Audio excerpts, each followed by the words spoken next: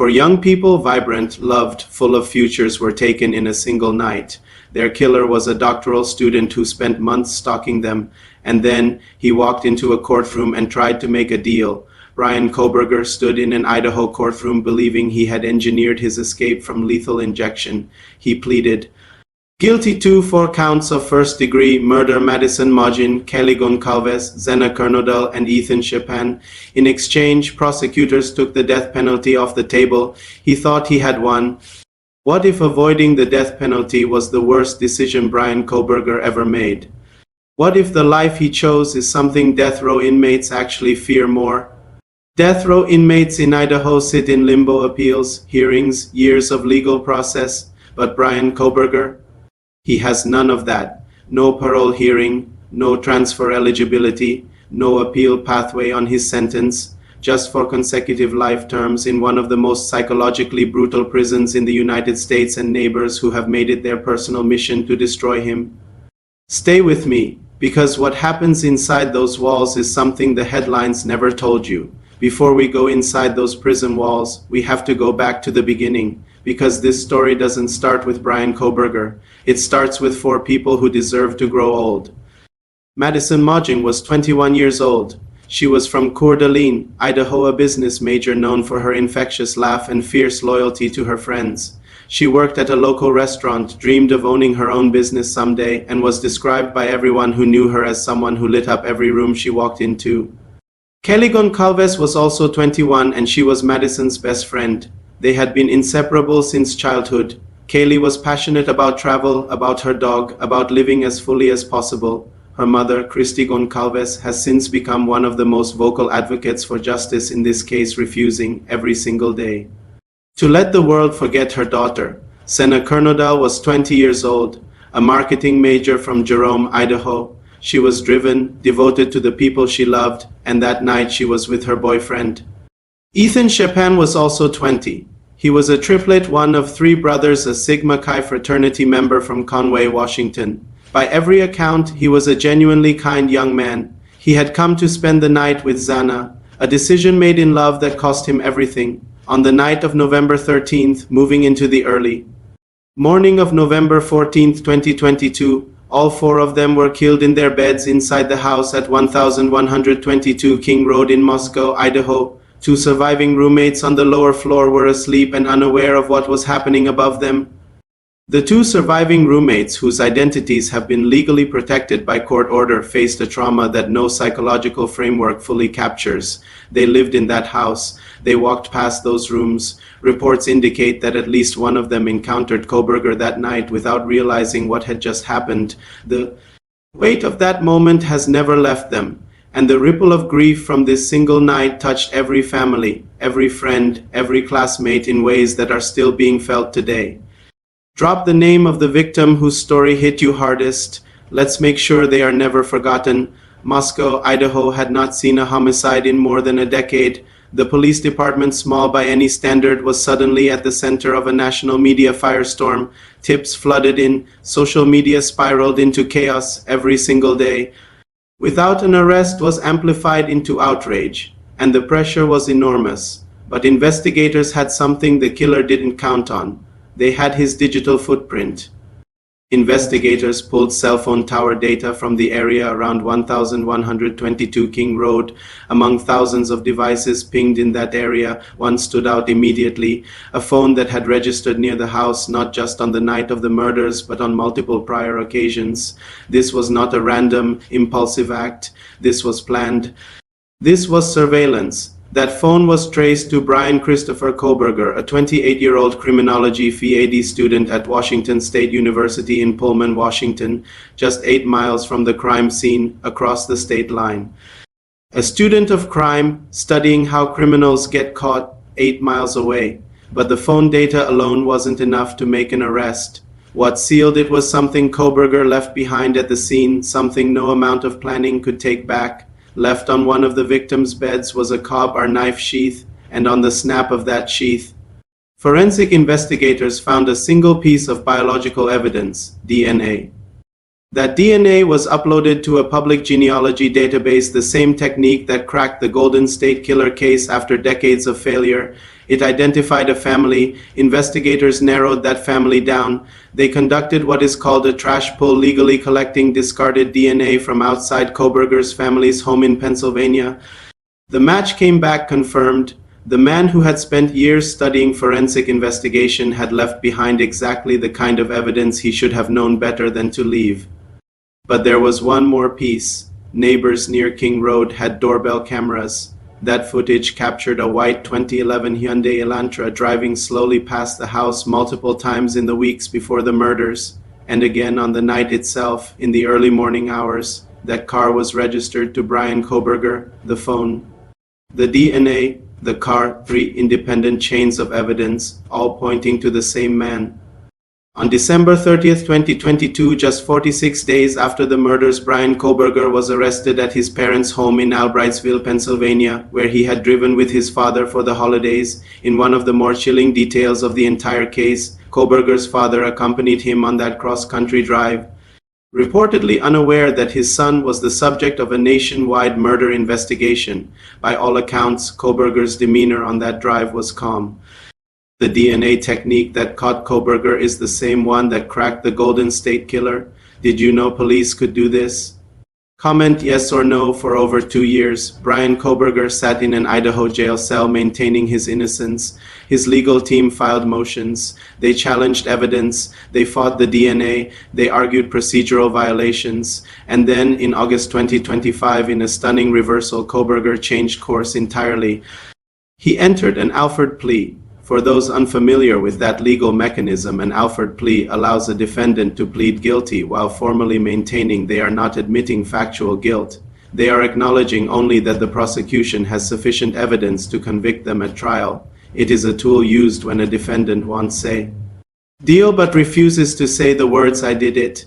The deal was straightforward: plead guilty, avoid the death penalty. Prosecutors agreed. Kohberger's legal team believed this was a victory. His life was preserved. He would not face execution. He thought he had outsmarted the system one more time. When the judge sentenced Kohberger, the language used was not the measured, procedural tone typical of courtrooms. The judge called him a faceless coward, someone who attacked sleeping victims in the darkness of their own home, the one place where they should have been safest. The sentence, for consecutive life terms without the possibility of parole, 1 for each victim, plus 10 additional years for burglary, plus $270,000 in fines. Consecutive meaning each life sentence begins only when the previous one would theoretically conclude, a mathematical impossibility across a single human lifetime. Then the families spoke. Madison Mogen's family described a daughter they will never stop grieving, a laugh they will never hear again, a future permanently erased. Ethan Chapin's family described the unique, particular devastation of losing a triplet, of watching his brothers navigate a world their brother will never see. Xana Kernodle's family described the silence in their home where her voice used to fill every room, and Kaylee Goncalves' mother, Kaylee Goncalves, stepped to the podium and delivered the words that cut through every piece of legal language in that room. She looked at Kohberger and said, "May you continue to live your life in misery. You are officially the property of the state of Idaho. Now, here is the detail that has never been explained. Despite everything, the cell phone data, the DNA, the car, the pattern of surveillance, prosecutors have confirmed that no motive has ever been established, no known link between Bryan Kohberger and any of his 4 victims has ever been identified. The lead prosecutor has stated publicly that a motive may never be known. Kohberger chose not to explain himself. He took that answer, if there even is one, with him into his cell. No motive, no connection, no explanation. Does that make this more disturbing or less? Tell me in the comments. Now we get to the part the headlines skipped. The Idaho Maximum Security Institution, IMSI, sits outside Boise in a landscape that offers nothing in the way of softness. No greenery, no comfortable sight lines, just layers of concrete, razor wire, and institutional gray. It has been cited on multiple published lists of the most psychologically harsh prisons in the United States, not because of dramatic violence, but because of what it does to the human mind over time. For a general population inmate at IMSI, life is already stripped down to bare function. Meals are minimal, social contact is limited, showers happen on a fixed schedule, exercise is surveilled and structured. In 2024, the year before Kohberger arrived, inmates at IMSI staged a 6-day hunger strike, not over physical abuse, over delays in medical care, extended isolation periods, and deteriorating facility conditions. Think about that for a moment, organizing a hunger strike inside a maximum security prison where any form of collective action carries enormous risk speaks to just how desperate those conditions had become. That is the general population. Bryan Kohberger is not in the general population. He is housed in J Block, a restricted housing unit reserved for the inmates classified as the most dangerous in the entire Idaho prison system. His neighbors on J Block include men convicted of multiple homicides, individuals connected to organized criminal networks, and inmates who were already on death row before Idaho's execution. Process was legally stayed. His cell on J Block is approximately 6 feet by 9 feet, a metal bunk, a combination toilet and sink unit, a small shelf, a narrow observation slot in the door, and a fluorescent light overhead that never fully turns off.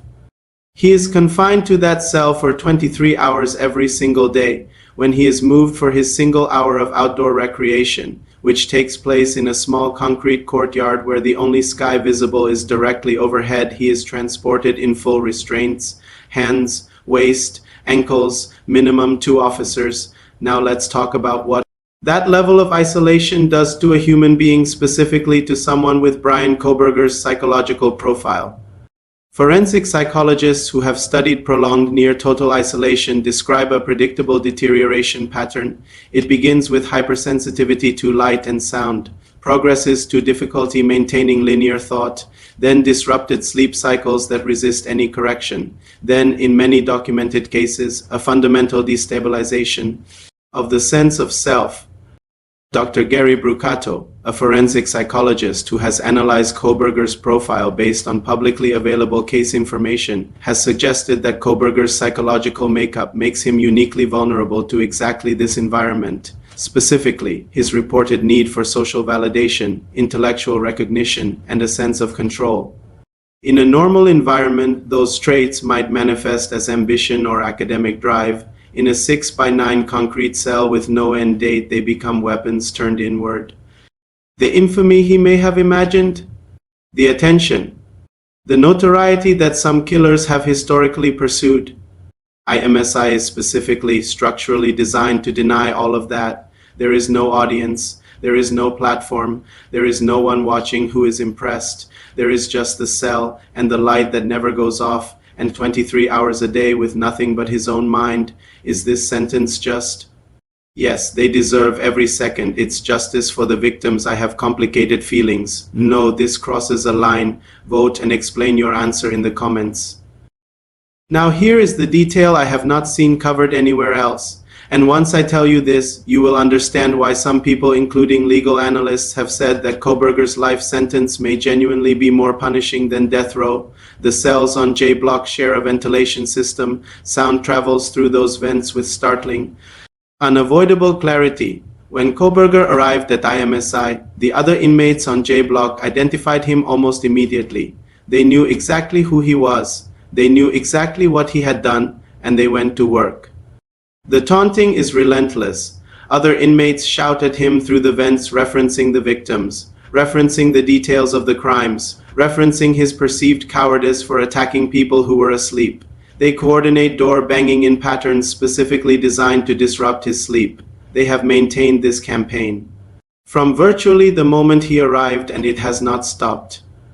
This is not random cruelty. Within prison culture, there is a well-documented social hierarchy, and those convicted of killing young women, especially in their sleep, in their own home, where they had every reason to feel safe, occupy a very specific position at the bottom of that hierarchy. Kohberger is not feared on J Block. He is not respected. He is a target.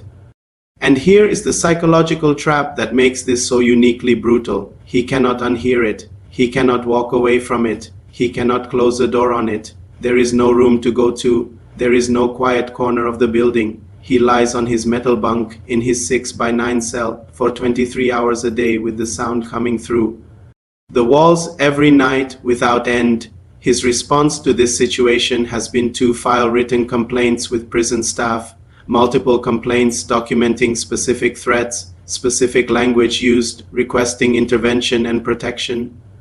In the outside world, that is a rational response. Inside J Block, it is the single worst thing he could have done. In prison culture, reporting fellow inmates to guards is known as snitching. It is the most reliable way in any prison environment to intensify hostility rather than reduce it. The other inmates on J Block learned of his complaints. The taunting escalated. What had been persistent became relentless. He filed more complaints. The situation worsened further. By December 2025, according to reporting on his prison conditions, staff documented that Kohberger had begun making threats of self-harm. The framing of those threats, notably, was not the language of someone in a traditional mental health crisis. It was transactional. The threats were being used as leverage, as an attempt to force a transfer out of J Block and away from his current situation.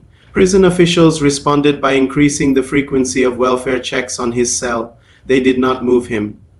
He remains on J Block. The additional checks added more surveillance, more eyes on him, more documentation of his condition, but no relief from the conditions themselves. Think about that carefully. Every attempt he has made to regain control of his situation, the complaints, the self-harm threats, the transfer requests, has either made things worse or produced no result at all. The one skill that defined his entire pre-prison life, his belief that he was smarter than the systems around him, is producing nothing inside IMSI.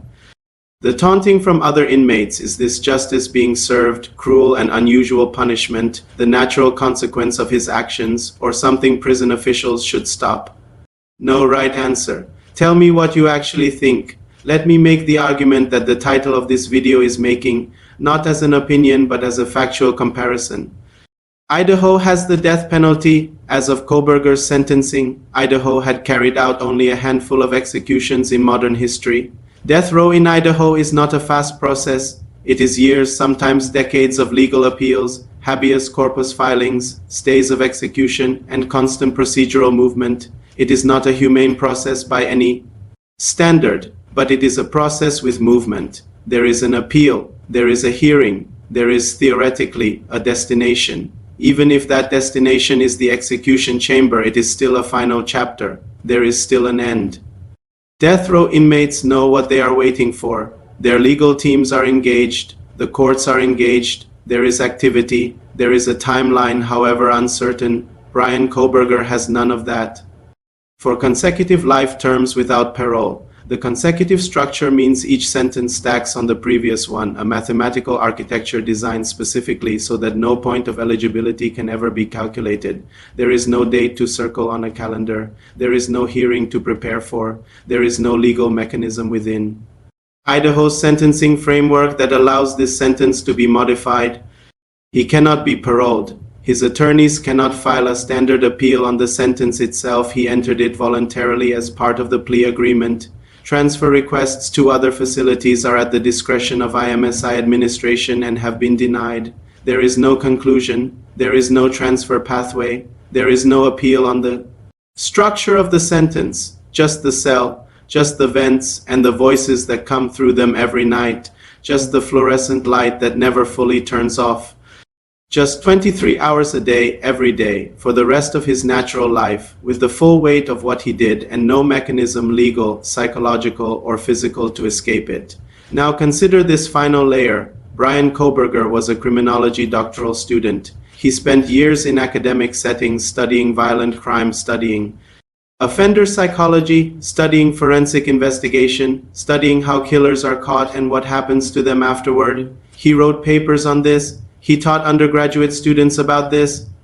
He is now living inside the conditions he once analyzed from the outside. He is not the researcher anymore. He is the case study, and unlike his former subjects who he could observe, theorize about, and then close his laptop and walk away from, he cannot close this one. He cannot walk away from this one. This is the only reality. He has left. Kaylee Goncalves said it with the precision of someone who had spent years thinking of nothing else. She stood in that courtroom and she said, "May you continue to live your life in misery. You are officially the property of the state of Idaho, not a threat, not a wish, a statement of fact about what his life now is, a criminology." PhD student, now the subject of every criminology class. Does that feel like justice, irony, or something else entirely? Tell me, Madison Mogen, Kaylee Goncalves, Xana Kernodle, Chapin. For people who were not abstractions, for people who had histories and relationships and futures, and the simple human expectation that they would wake up the next morning, for people who fell asleep in their own beds, in their own home, and were taken by someone they had never met for reasons that may never be understood. Bryan Kohberger made a calculation in that courtroom. He chose life over death. What he may not have fully understood, what the families in that gallery understood the moment the sentence was read, is that the life he chose is one that will be defined entirely, permanently, and without exception by what he took from others every hour in that cell, every night with those vents, every meal eaten alone in 6 square feet of concrete. Every single day for the rest of his natural life is one more day that Madison, Kaylee, Xana, and Ethan do not get. That is the sentence. Not just the legal document, the lived reality of it. Kaylee's mother understood this when she stood up and said what she said.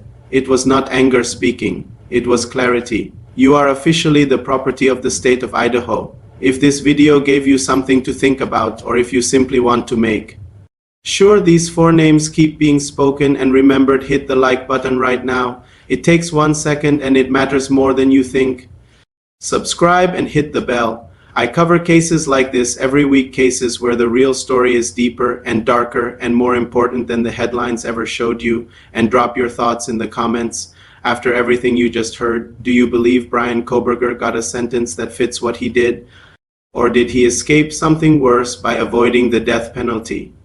I want your honest answer, not the easy one, the real one. I'll see you in the next one.